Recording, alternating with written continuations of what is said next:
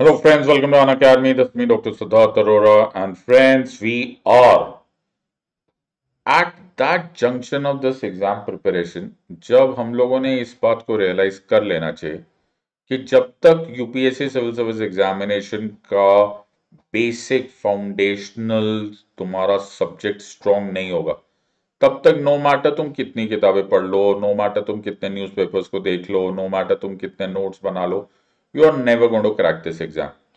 सो मैंने at on academy जब भी स्टूडेंट्स को पढ़ाया है, मैंने एक ही लाइन बोली है, यार प्लीज फैक्ट्स जमा करना बंद करो. Interconnection of facts is what will fetch you the marks. Unacademy हमेशा यही बात बोलता है कि हम लोग आपको रियलिस्टिक चांस देंगे टू क्रैक दिस एग्जाम. वो रियलिस्टिक चांस क्या है?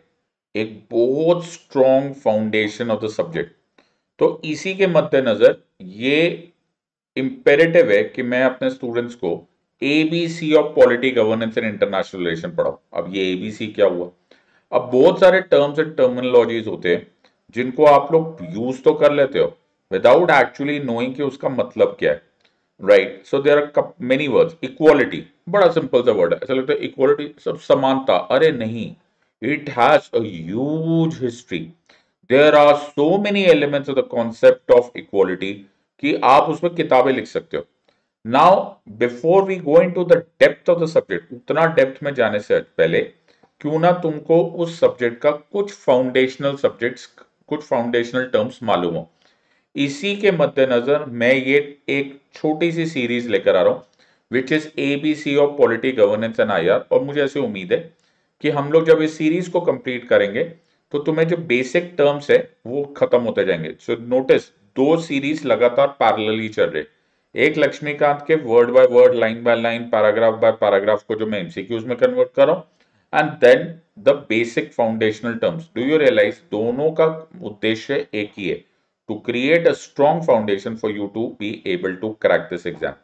सो तुम्हारे मन में बहुतों का ख्याल आएगा कि why must I know these terms, क्या जरूरत क्या है. इसके दो फायदे हो जाएंगे. एक तो it is a shortcut to revise your entire course.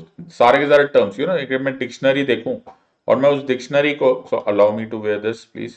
Right, it is creating problem looking at the screen.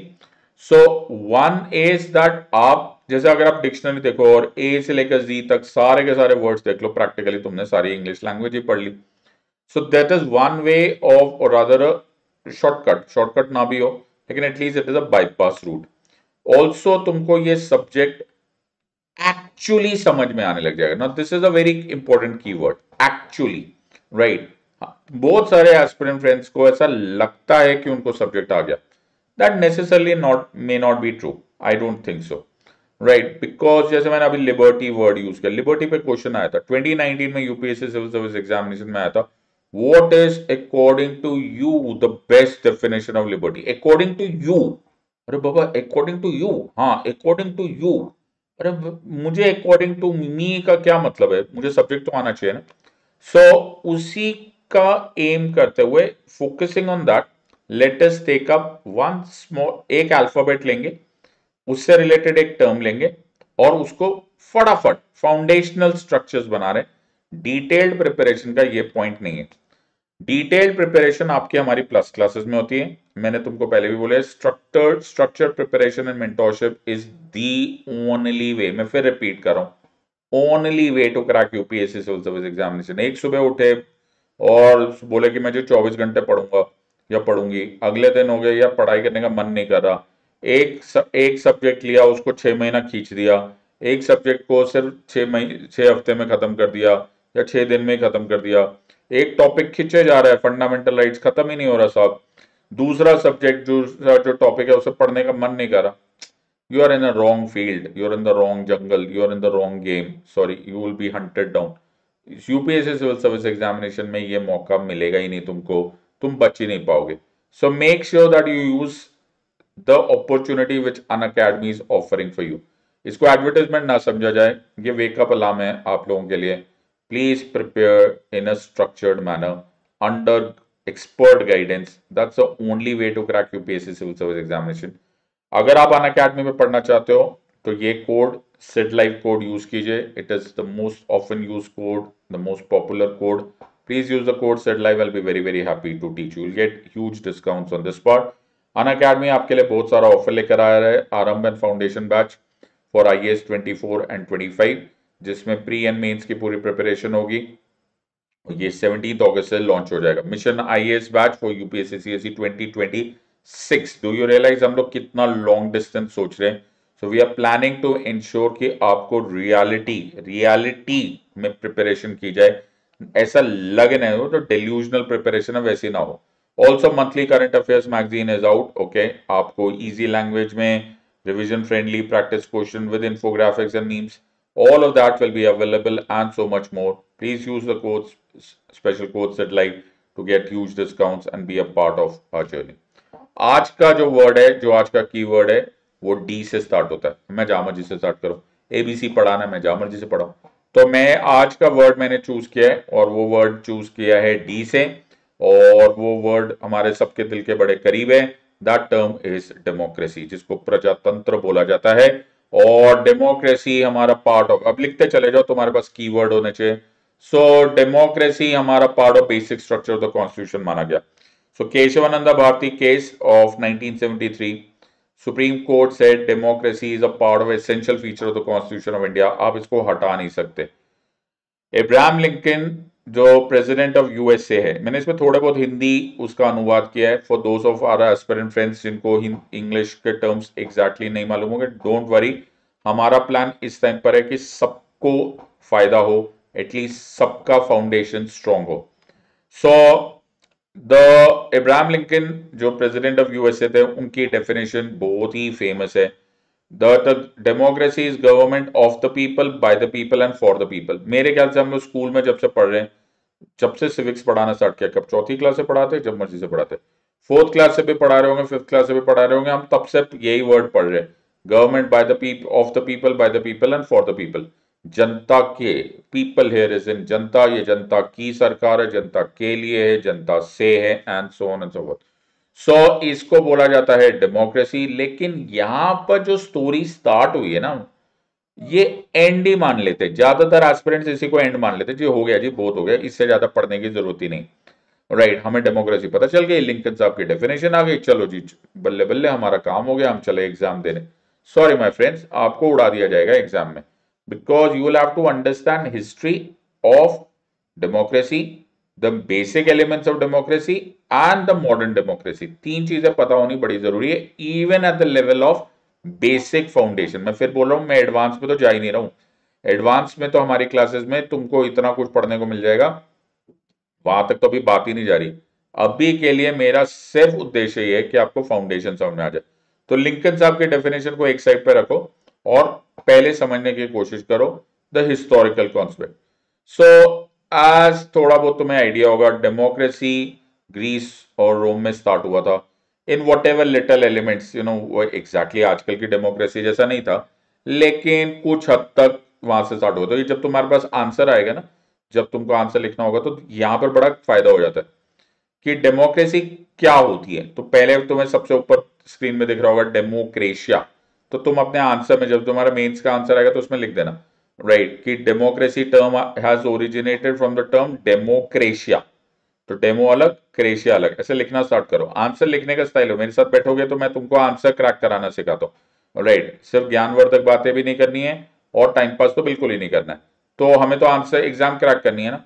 तो आंसर क्या है? डेमोक्रेशिया, DEMO, डेमो पीपल, क्रेशिया रूल. तो पावर टू द पीपल. अब होता क्या था, तो ये ग्रीस और रोम में ये जो कॉन्सेप्ट थे, ये सिचुएशन हुआ क्या, तो एक टाइम पर एक ऐसा जमाना था जब मोनार्की, एब्सोल्यूट रूल्स हुआ करते थे. द मोनार्क जिसे बोला जाता है, और द मोनार्की, द राजाशाही जो थी, उसमें एब्सोल्यूट पावर होती थी, सुप्रीम पावर होती थी. जो राजा ने बोल दिया साहब यही सही है. इस कॉन्सेप्ट को rex lex, the king is the law concept में माना गया. धीरे धीरे रियलाइज हुआ कि यार जब ना पावर बहुत ज्यादा कॉन्सेंट्रेट हो जाती है ना एक ही आदमी के पास या एक ही अथॉरिटी के पास, वो चाहे राजा ही क्यों ना हो, अगर उसी के पास सारी पावर होती है ना, तो उसमें मिसयूज होने के बड़े हाई चांस होते हैं. ये बात भी सही है, वो जैसा मर्जी उसका यूटिलाइजेशन करे, विच इज नॉट गुड. सो ये थॉट आना स्टार्ट हुआ हेरोडोटस एंड क्लाइस्थेनिस। क्लाइस्थेनिस जो फादर ऑफ एथेनियन डेमोक्रेसी, जिनकी फोटोग्राफ्स या जिनकी मूर्तियों की फोटो लगा दी है मैंने, राइट। तो वहां पर ये बात ख्याल आने लग गया कि पावर ना should be sent back to people. लोगों के पास पावर होनी चाहिए, लोगों ने ये सोचना चाहिए कि उनको राज करने वाला बेस्ट अथॉरिटी क्या है। Let the people decide who rules over them. यहां पर एक बहुत इंपॉर्टेंट वर्ड है जो मैं चाहता हूं कि तुम लोग लिखो, और वो word is consent. CONSENT। Consent, सहमति, जनादेश, all that stuff. What does that mean? कि जी मेरी मर्जी होगी। ओके, किसकी मर्जी? मेरी मर्जी। मैं कौन? पीपल। पीपल फैसला करेंगे कि जी मुझ पर कौन राज करे। डेमोक्रेसी का अंडरलाइंग वर्ड इज कंसेंट, कि जी मेरी मर्जी से होना चाहिए। Consent is a very crucial part. Rome में जैसे सीजर सीजर और सेनेट की लड़ाइयां तुमने बड़े कॉमनली देखी होगी, अगर तुम्हें थोड़ा बहुत हिस्ट्री मालूम है। सीजर बोलते थे सारी पावर्स मेरे पास रखो, सेनेट बोलता था no no no no, powers people के पास होनी चाहिए। इन लोगों के बीच का ये पंगा हो रहा था कि किसके पास पावर्स हो रही थी। इन अदर वर्ड्स, एक हीरो कौन है? एक हीरो इन सारे एलिमेंट्स में डेमोक्रेसी है, पीपल। पीपल चाहेंगे, पीपल अगर फैसला करेंगे तो जनता अगर फैसला करेगी तो वो उसके साथ रूल करेंगे, वरना जी रूल नहीं होगा। यहां से बहुत बेसिक एलिमेंट्स में मैं फिर बोल रहा हूं, प्लीज आजकल की डेमोक्रेसी मत सोच लेना। ऑलराइट, तुम वो उस टाइम के कबूतरों को आजकल के जेट फाइटर से कंपेयर मत कर लेना।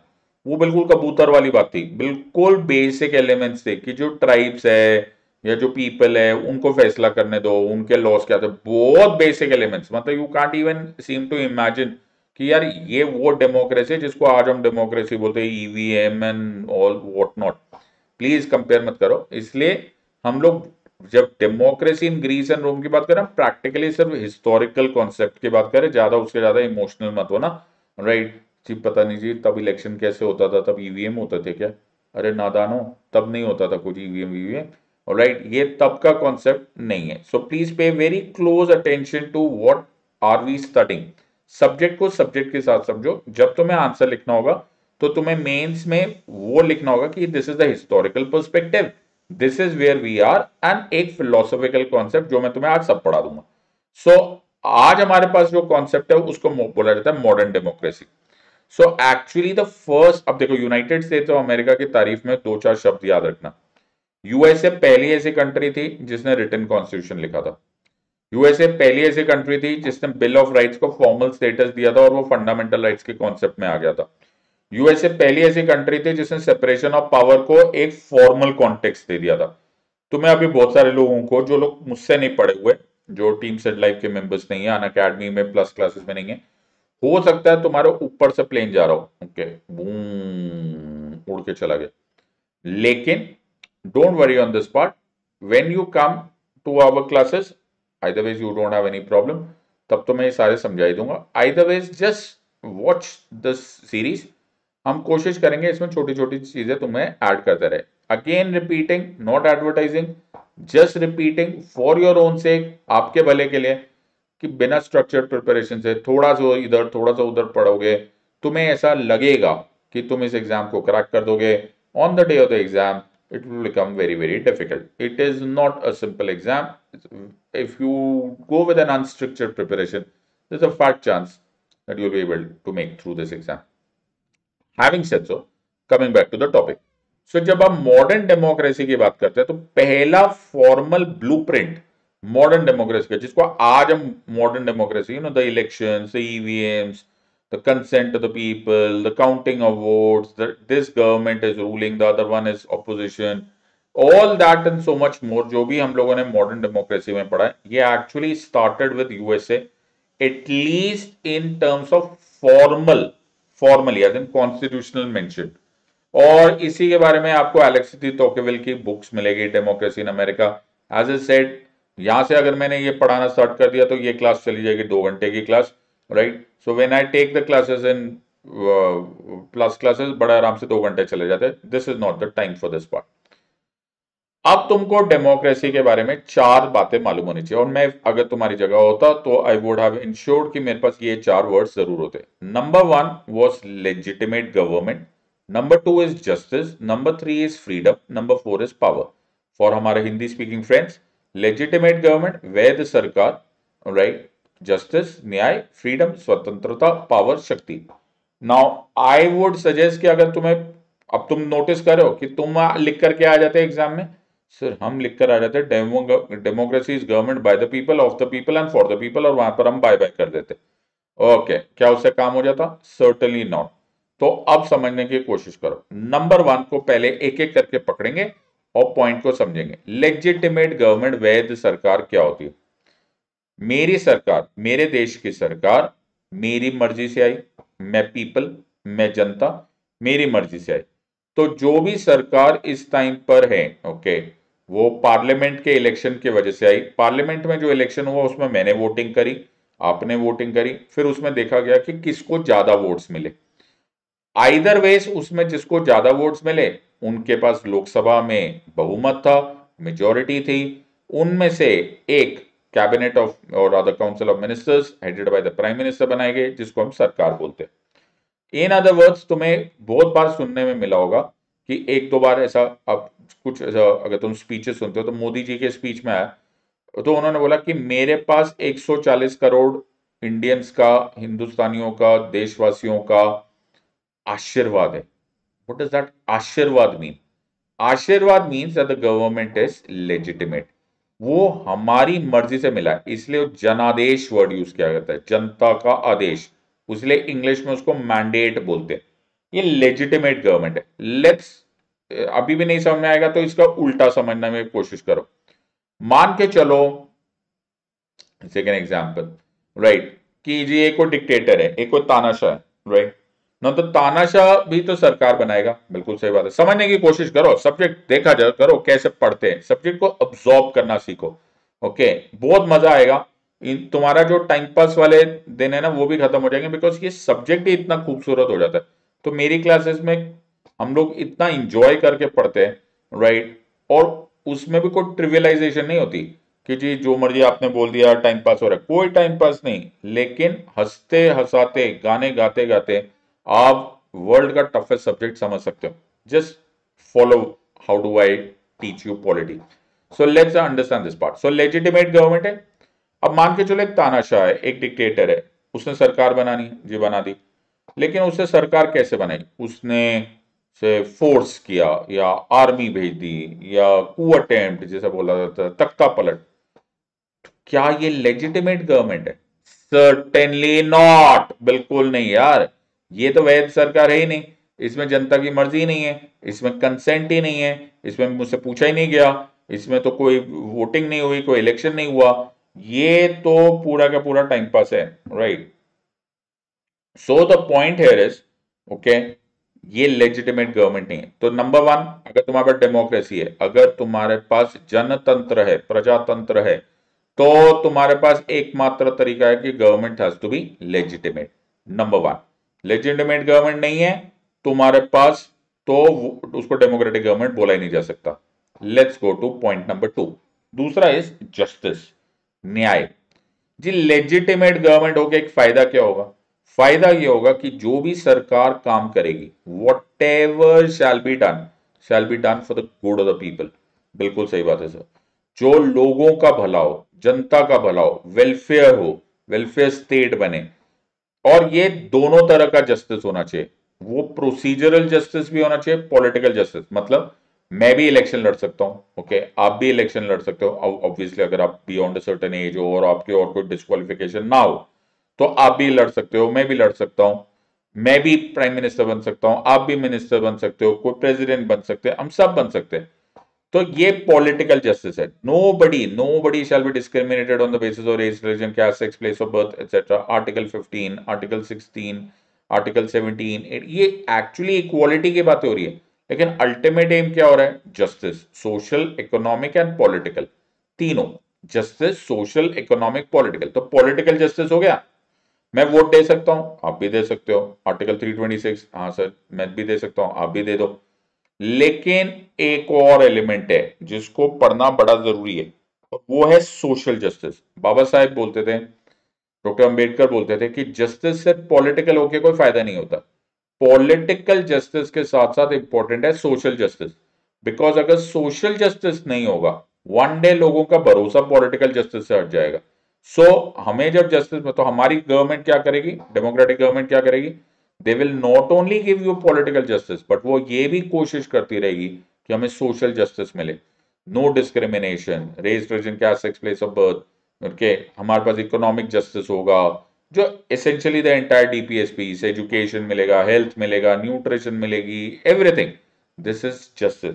तो मैंने डेमोक्रेटिक गवर्नमेंट बोल दी थी, बड़ी खुशी हुई डेमोक्रेटिक गवर्नमेंट की, लेकिन मुझे मिलेगा क्या, मुझे मिलेगा justice. Third concept is freedom. Now freedom को जब हम स्वतंत्रता बोलते हैं, I don't know whether the exact अनुवाद इज पॉसिबल और not, okay, but I think this is the closest that I could gather from the internet. Freedom यहां पर अनलिमिटेड नहीं होती, so you don't get into unlimited freedom. Unlimited तो एक Locke का बड़ा अच्छा कॉन्सेप्ट था, that liberty is not licence, alright, in the sense freedom जो होती है, when I say liberty और when I say freedom, it is always regulated by law।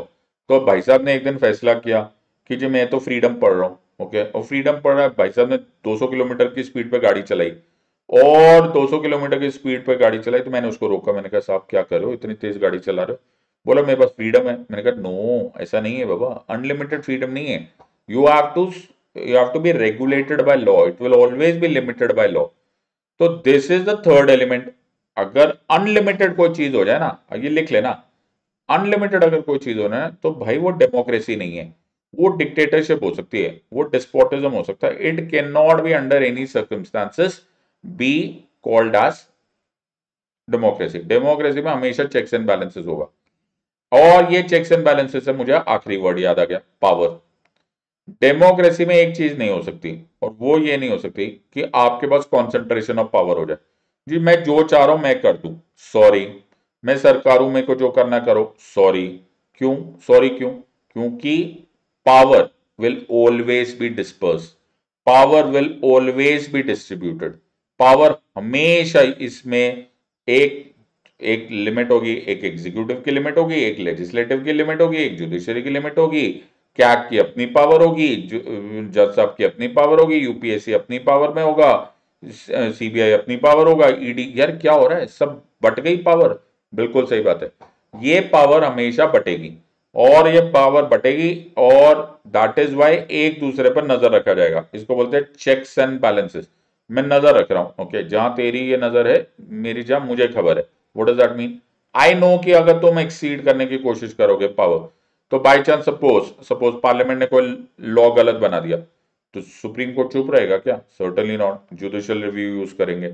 अगर गवर्नमेंट ने कुछ गलत कर दिया, तो क्या पार्लियामेंट चुप रहेगा? Certainly not, okay, they will ask the question, executive is responsible to the legislature, and so on and so forth. CBI ने कुछ गलत कर दिया, एग्जीक्यूटिव चेक कर लेंगे, राइट, या लेजिस्लेचर चेक कर लेगा, ओके।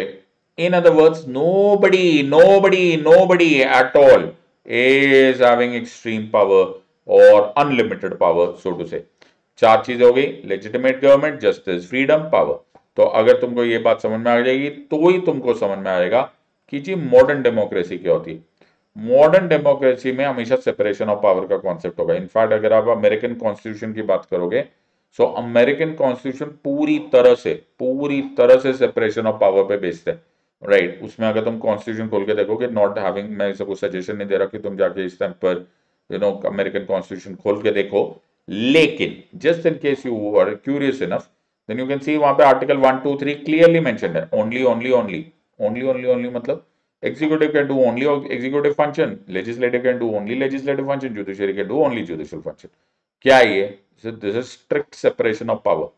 इंडिया में भी डेमोक्रेसी है, तो सेपरेशन ऑफ पावर तो होगा, लेकिन इतना स्ट्रिक्ट नहीं है। We have a dilute separation of power, उसके बारे में हम फिर किसी और दिन करेंगे। Indira Nehru Gandhi versus Rajnarayan case of 1975 में इसको क्लियरली सुप्रीम कोर्ट ने डिमार्केट कर दिया था। अभी के लिए, क्योंकि हम बेसिक्स कर रहे हैं, पता बेसिक्स में आधे घंटे की क्लास हुई है एक वर्ड पे, लेकिन ना इधर वेज आपको आना चाहिए, legitimate government, justice, freedom and power, ये रट लो, ओके। और इसके बारे में 3-3 4-4 लाइंस तुम्हें मालूम होनी चाहिए। नहीं मालूम है तो आपका स्वागत है मेरी प्लस क्लासेस में, आपको ये बात समझ में आ जाएगी। I don't want to drag this topic beyond what can be dragged or what should be taught in a basic class. YouTube पर हम लोग इतना ही बेसिक्स पे पढ़ा सकते हैं और वहीं तक मेरा एम है, राइट। बट मैं इंटेंशन ये रखता हूँ कि इस तरह के कोर्सेज या इस तरह के टॉपिक चलते जाए। I will be very very happy to teach you in the words of Unacademy, let's crack it. But don't forget कि हमारे पास से आपको बहुत सारे वैल्यू लोडेड ऑफर्स आ रहे हैं। इन ऑफर्स का फायदा उठाइए। आरंभन फाउंडेशन बैच आ गया, मिशन आईएएस बैच हो गया, there is no problem with subjects, और monthly current affairs are also available. Please use the special code SIDLIVE SIDLIVE to get huge discounts. I hope you enjoyed the session. थोड़े से time में, छोटे से period में हमने सारे के सारे words at least D for democracy पढ़ लिया है। इसी तरह से हम कंटिन्यू करेंगे इन ABC of polity and governance and IR. I hope you enjoyed this. Please drop in a comment. I'll be very, very happy. Like, share, and subscribe. In the words of an academy, let's crack it. Until next time, God bless. Thank you, and Jai Hind.